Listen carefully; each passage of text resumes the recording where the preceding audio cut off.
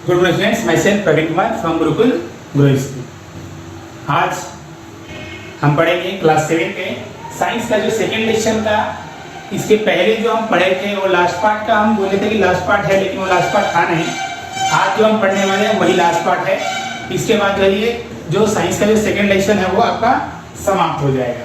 ठीक है, अब देखिए हमारा जो सेकेंड लेक्चर है, जो भी अभी अगर नए हो तो पिछले वाले वीडियो देख लें, उनको समझ में आ जाएगा।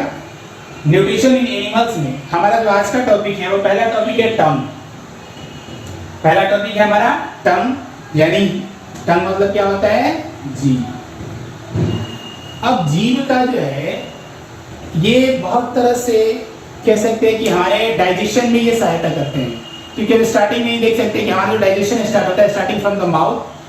हमारा डाइजेशन जो स्टार्ट होता है वो माउथ से स्टार्ट होता है, और जो जीभ होता है, जो टंग होता है, वो भोजन को मिलाने का काम करता है, उसे इस तरफ से इधर लाने का काम करता है। यानी जब हम चबाते हैं, जब च्यूइंग करते हैं, जब हम उसे चबाते हैं तो चबाने के दौरान क्या होता है कि वो इसे इस तरफ से, यानी यहाँ से प्रीमोलस मोलस को इसे साइड से वो अलग साइड की तरफ ले जाते हैं। ठीक, तो वो पलटने का काम करते हैं भोजन को, ताकि जो भोजन है वो अच्छी तरह से वो चबाया जा सके। ठीक है, तो टंग का जो है वो आपका यही काम है, और ये कहता है मस्कुलर होता है, यानी इसमें हड्डियां नहीं होती हैं। ठीक है, हड्डियां नहीं होती हैं। अब यहाँ पे कुछ बात कर लेते हैं। कहते हैं कि the various function of tongue are, tongue के फंक्शन दिए गए हैं। तो टंग के फंक्शन क्या है हम यहाँ पे देखेंगे। पहला हमारा टंग का फंक्शन क्या दिया कि the tongue helps in mixing saliva with food during chewing. यानी जब हम चबाते हैं, खाने को जब चबाते हैं तो उस दौरान जीभ जो होता है वो सैलिवा को मिक्स करता है। देखिए सैलिवा का काम क्या होता है, हमारे में अगर बात करें तो जो ग्लैंड्स है, एक यहाँ पे ग्लैंड्स होता है जो सैलिवरी ग्लैंड्स होता है। सैलिवरी ग्लैंड से एक एंजाइम निकलता है जो सैलिवा जिसको बोलते हैं। उसका वर्क क्या होता है कि वो भोजन को सॉफ्ट बना देता है, ताकि वो फूड पाइप से वो अंदर की तरफ वो आसानी से जा सके। ठीक है, तो जीभ का वर्क क्या होता है, टंग का वर्क क्या होता है पहला हमारा कि वो सैलिवा को मिक्स करता है भोजन में चबाते वक्त, और इसी चबाने की वजह से सैलिवा मिक्स जब होता है तो हमारा भोजन जो होता है वो थोड़ा थोड़ा स्वीट लगता है। अगर एक रोटी बिना भी कुछ मतलब बिना कुछ लगाए उसमें, अगर सादा रोटी भी अगर खाते हैं, अगर एक रोटी खाते हैं आप और एक रोटी का टुकड़ा भी अगर खा लेते हैं और कुछ देर तक उसे चबाते रहते हैं, तो ऑटोमेटिकली जो है वो आपको कैसा लगने लगेगा? मीठा लगने लगेगा, because of the saliva. Saliva की वजह से ही ऐसा होता है। And the second point is the tongue helps in getting the taste of the food. जीभ की मदद से ही हम कर पाते हैं क्या कि जान पाते हैं कि उसमें कौन सा स्वाद है। स्वाद को पहचानने का काम जो है वो टंग ही करता है। सेकेंड हमारा थर्ड क्या है, the tongue helps in swelling the food into the food pipe. और जीभ की मदद से ही भोजन को अंदर क्या कहते हैं, स्वैग कहते हैं, ढकेला जाता है, निगला जाता है, फूड पाइप के अंदर भेजा जाता है उसे। And fourth is the tongue is essential for talking. बात करने के लिए जीभ का होना आवश्यक है। मालूम है, जीभ को पकड़ लेते हैं, I can not speak without and I can not we all cannot speak without a tongue। तो हम जीभ की मदद से ही बोल पाते हैं। तो ये हमारे 4 फंक्शंस हैं। एक पॉइंट यहाँ पे दिया है कि the tongue has a taste buds which detect different taste of words.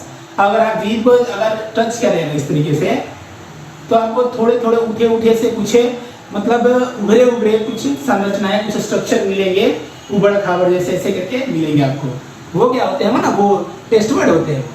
Taste bud होते हैं वो, और बहुत सारे टेस्ट बड्स होते हैं। कभी मान लेते हैं अगर चाय पीते हैं तो टेस्ट बड जल जाते हैं, कुछ समय के लिए वो जल जाते हैं, तो आपको स्वाद नहीं मिलता है। जीभ जला लीजिए, मतलब जलाने की कोशिश नहीं कीजिएगा। कभी कभी अगर हम चाय पीते हैं तो चाय पीते दौरान क्या होता है, जीभ जल जाता है, या कोई भी गर्म चीज़ अगर खाते हैं तो जीभ जल जाता है अगर, तो उस दौरान हम किसी भी चीज़ का टेस्ट जो है वो मालूम नहीं कर सकते। क्यों? क्योंकि टेस्ट बड जो है वो जल जाते हैं, उनका जो सेंसर होता है वो काम करना बंद कर देता है। अगला पॉइंट कहते हैं कि there are 4 type of taste. कौन कौन टेस्ट है? Sweet, salty, sour and bitter. Sweet, salty, sour and bitter. यहाँ पे जीभ का स्ट्रक्चर बनाए हुए हैं, ठीक है। इस टंग के स्ट्रक्चर में सबसे ऊपर का जो हिस्सा होता है वो बीटर टेस्ट के लिए होता है, यानी खट्टा अगर हमें ये जो अगर कोई लगता है कड़वा चीज, सॉरी खट्टा नहीं, कड़वा चीज अगर कोई लगता है तो वो यहाँ से टेस्ट होता है, जीभ के सबसे ऊपर वाले भाग में। उसके दोनों किनारे वाले हिस्से को अगर देखा जाए, ये दोनों के दोनों सावा टेस्ट है, और दोनों ये, और जो सबसे नीचे वाला हिस्सा होता है ये साल्टी और स्वीट का होता है। नमकीन और मीठा के लिए हम यहाँ से इनसे से टच करते हैं, पीछे से हमें साल्टी स्वीट नहीं मालूम चलेगा। तो सबका अपना अपना एक प्लेस होता है टंग में, ठीक है। तो ये हमारा टंग का स्ट्रक्चर रहा। टंग के बारे में कुछ बातें नहीं, फिर भी अगर आपको लगता है तो आप कमेंट कर सकते हैं। और अब हम चलते हैं नेक्स्ट टॉपिक की तरफ। देखिए आज हम जो बात करने वाले हैं, हमारा जो नेक्स्ट टॉपिक है वो डायरिया है, ठीक है। स्पेल कैसे भी लिखा उससे कोई मतलब नहीं होता, ये डायरिया है। डायरिया क्या होता है ना कि जब हमारे शरीर से पानी की मात्रा जो होती है वो जो एक्सक्रीशन होते हैं, ठीक है, यानी इजेशन जब होता है, इजेशन की बात करें, इजेशन का बात करें, जिस समय एक्सक्रीशन होता है, एक्सक्रीशन जिस रास्ते से होते हैं उस रास्ते से अगर वाटर जो है और उसके साथ कुछ सॉलिड पार्टिकल्स भी होते हैं, कुछ सॉलिड पार्टिकल्स वो लिक्विड में बदल जाते हैं ना, वो लिक्विड में, तो लिक्विड टाइप का जो होता है वो फ्रीक्वेंटली हमेशा उस रास्ते से बाहर निकलता है, जिसकी वजह से क्या होता है, जिसकी वजह से हमारे शरीर में पानी की कमी होने लगती है, और इसी को हम डायरिया नाम देते हैं। जैसा देख सकते हैं, the condition in which a person passes out watery stools frequently is called a diarrhea। समझ सकते हैं आप इस चीज को, डायरिया के बारे में आप समझ सकते हैं कि हमारे शरीर से पानी जो है, जिस मतलब हम जिस रास्ते से एक्सक्रीशंस बाहर निकालते हैं उसी रास्ते से ये जो ये बाहर निकलते हैं हमारे शरीर से, पानी की मात्रा बहुत ज़्यादा कम हो जाती है, जिसकी वजह से हमें लॉस ऑफ वाटर सहना पड़ता है। हमारे अंदर जो है, शरीर के अंदर जो है पानी की कमी हो जाती है। और अधिकतर ये देखा जाता है कि बच्चों में, हमारे भारत देश में बच्चों में जो होता है, ये चिल्ड्रन में ये अधिकतर जो डायरिया ये देखने को मिलते हैं, और इसका अगर सही से इलाज नहीं किया जाए तो इवन डेथ की भी संभावना बन जाती है, ठीक है। क्योंकि पानी की कमी अगर हो जाएगी तो बहुत जल्दी हम क्या होते हैं ना, वो बीमार होने लगते हैं, हमारा शरीर का जो एनर्जी होता है वो बहुत जल्दी खत्म होने लगता है, हम वीकनेस महसूस करने लगते हैं, और हमारे अंदर काम करने की कोई क्षमता नहीं बच जाती है, हम कोई मतलब एबल ही नहीं होता है कि हम कोई वर्क कर सके, हमारी एनर्जी ही नहीं बचती है। तो इसलिए होता है कि डायरिया जब भी हो, देखिए diarrhoea leads to the loss of water and salt from the body. Diarrhoea जब होता है तो हमारे शरीर से पानी और जो सॉल्ट होता है वो शरीर से बाहर निकल जाता है। सेकंड पॉइंट हम करेंगे, the loss of water from the body of a person through watery stool is called a dehydration. यानी जब हमारे अंदर पानी की कमी होने लगती है, देखिए जब हमारे अंदर पानी की कमी होने लगती है, हमारे शरीर से पानी जब लॉस होने लगता है तो इसका एक टर्म होता है, उस टर्म को क्या कहते हैं, कहते हैं डिहाइड्रेशन। डिहाइड्रेशन हो रहा है, ठीक है।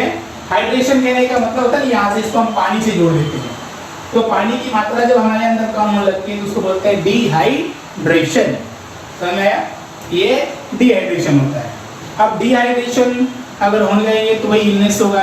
अब डिहाइड्रेशन को दूर करने के लिए उसका अपोजिट बात करें, डिहाइड्रेशन का अपोजिट क्या होता है, तो वो होता है रिहाइड्रेशन। क्या होता है, रिहाइड्रेशन। रिहाइड्रेशन कैसे आता है, जब हम शुगर और सॉल्ट को पानी में मिला देते हैं, उसकी एक मात्रा दी जाती है, उसको जब हम मिला देते हैं ना पानी में, शुगर और सॉल्ट को, तो उस सॉल्यूशन को हम बोलते हैं ओरल रिहाइड्रेशन, जिसका शॉर्ट फॉर्म होता है ORS। ORS है ओरल रिहाइड्रेशन सॉल्यूशन। यानी जब हम ये सॉल्यूशन बनाते हैं तब पीने से उसे हमारे शरीर का जो डिहाइड्रेशन होता है वो खत्म होने लगता है। तो डॉक्टर ये एडवाइस करते हैं जिस पेशेंट को अगर डायरिया हो या लॉस ऑफ वाटर हो, डिहाइड्रेशन हो जाए, तो देन वो एडवाइस करते हैं कि वो क्या करे, वो ड्रिंक करे किस चीज़ का, ORS का ड्रिंक करे। दुकानों में भी मिलता है या घर पे भी बन सकता है ORS। सॉल्ट और शुगर का क्वांटिटी हो तो उस क्वांटिटी को आप समझ के आप उसे आप बना सकते हैं, क्योंकि ये क्या होता है कि हमारे शरीर को जो है वो डायरेक्ट लगते हैं, ठीक है, वो डायरेक्ट होते हैं, जिसकी वजह से हमारे अंदर एनर्जी जो है वो रीएस्टेब्लिश होने लगती है। तो आप समझिए क्या डायरिया, डायरिया क्या होता है और इस तरीके से हमारे शरीर से जो सॉल्ट और वाटर है वो बाहर निकल जाते हैं। डिहाइड्रेशन क्या होता है और रिहाइड्रेशन क्या होता है। अब हम इसके बाद बात करेंगे कुछ डाइजेशन है 4 फीटेड एनिमल्स में। ओके, आगे हम देखते हैं पॉइंट। चलिए अब हमारा जो अगला पॉइंट है वो क्या है, some animals eat grass as a food. कुछ ऐसे जानवर होते हैं जो भोजन ग्रास के रूप में करते हैं, यानी घास जो है ना वो खाते हैं, और एज अ फूड हम जो खाते हैं वो अलग चीजें होती हैं। कुछ एनिमल जो होते हैं वो ग्रास खाते हैं। कहने का मतलब यह है कि grass is a rich in a carbohydrates called a cellulose. जो जानवर ग्रास खाते हैं, तो बहुत सारे ऐसे जानवर है ना, आप देख सकते हैं, जैसे में गाय है, भैंस है, बहुत सारे जानवर है, आप देख सकते हैं कि जो घास खाते हैं। जो ग्रास होता है उसमें कार्बोहाइड्रेट्स जो होता है वो बहुत ज्यादा होता है। उसको क्या कहते हैं, उसको कहते हैं सेलुलोज। हम ग्रास नहीं खा सकते क्योंकि हमारे अंदर जो है वो डाइजेस्ट नहीं हो सकता है, हमारे अंदर वो डाइजेस्ट नहीं हो सकता है। जो जानवर घास खाते हैं वो डाइजेस्ट हो जाते हैं with the help of some bacteria that is present in the stomach, such as just like बात करें द सेलुलोज। और अगला पॉइंट देखो, the cellulose carbohydrates present in the grass can be digested in the action of certain bacteria which are present only in the stomach of the animals called ruminants, like cattle, just like a cow, buffalo, goat, deer, etc. that eat a grass. So ये क्या कहना है, cellulose जो होते हैं उनमें carbohydrate होता है, और ये प्रेजेंट जो डाइजेस्ट करते हैं ना, ये ग्रास में जो प्रेजेंट होते हैं carbohydrate, that is digested by the action of the bacteria, कुछ बैक्टीरिया के द्वारा होता है, ठीक है। और जो मिलते कहाँ पे हैं, स्टोमक में। कुछ जानवरों के जो ग्रास खाते हैं उनके स्टोमक में मिलते हैं, और बहुत सारे ऐसे जानवर जिनके स्टोमक में ये मिलते हैं जो ग्रास ईटिंग एनिमल्स होते हैं उनमें। ठीक है, अब यहाँ पे हम बात करते हैं जो डाइजेशन होता है ना, डाइजेशन एक काउ में बात कर लेते हैं। तो काउ में डाइजेशन किस तरीके से होते हैं वो हम देख लेते हैं। काउ भी जो वो घास खाता है, घास खाती सॉरी फल है। तो गाय जो है, गाय के पेट यानी स्टोमक, उसको कहते हैं, उसके स्टोमक में 4 चेम्बर होते हैं, 4 compartment, there are 4 compartment in the stomach of a cow. तो 4 चेम्बर होते हैं। 4 चेम्बर में 4 चेम्बर कहें या कंपार्टमेंट कहें, तो यहाँ पे कहते हैं the stomach of cow is large and consist of 4 compartment. 4 compartment होते हैं काउ में। फर्स्ट कंपार्टमेंट में अगर बात करें, देखिए चबाते रहते हैं ना, हमेशा आपको देखते दिखाई देता है, ये चबाते रहते हैं हमेशा, ये चबाते रहते हैं क्योंकि इसको चबाने के लिए, यानी इसको मतलब कह सकते हैं ग्रास को निगलने के लिए, उसको डाइजेस्ट करने के लिए टाइम ज्यादा लगता है। हमारे अंदर टाइम नहीं लगता है, हम जो भोजन करते हैं इसमें टाइम बहुत कम लगता है, इसमें टाइम बहुत ज्यादा लगता है। इसमें 4 कंपार्टमेंट होते हैं। फर्स्ट कंपार्टमेंट की बात करते हैं तो फर्स्ट कंपार्टमेंट को कहा जाता है रुमेन, ठीक है। और उसमें पहले में क्या होता है ना कि स्टार्टिंग में वो पहले उसे चबाकर उसे फर्स्ट कंपार्टमेंट में दिया जाता है। फर्स्ट कंपार्टमेंट में द पार्शियल, जो फूड है उसमें पूरी तरह से डाइजेस्ट नहीं होता है, जो पार्शियली डाइजेस्टेड फूड होते हैं उस रुमेन में, यानी फर्स्ट कंपार्टमेंट में उसे बोलते हैं कॉर्ड। और उसी फर्स्ट कंपार्टमेंट के बाद होता है क्या है कि जो भोजन होता है, यानी अगर हम फूड बात करें तो ये फर्स्ट कंपार्टमेंट से होते हुए फिर से वो माउथ में चले जाते हैं, ठीक है, माउथ में चले जाते हैं। रुमेन में बहुत सारे बैक्टीरिया जो है वो मिलाए जाते हैं, बैक्टीरिया जो होता है जिनसे डाइजेस्टेड जो है कुछ डाइजेस्ट हो जाते हैं, जो बच जाते हैं फिर उसे माउथ में रिटर्न कर दिया जाता है। तो आप देखते होंगे कि वो हमेशा क्या कहते हैं, वो चबाते रहते हैं, हम लोग जुगाली बोलते हैं हिंदी में।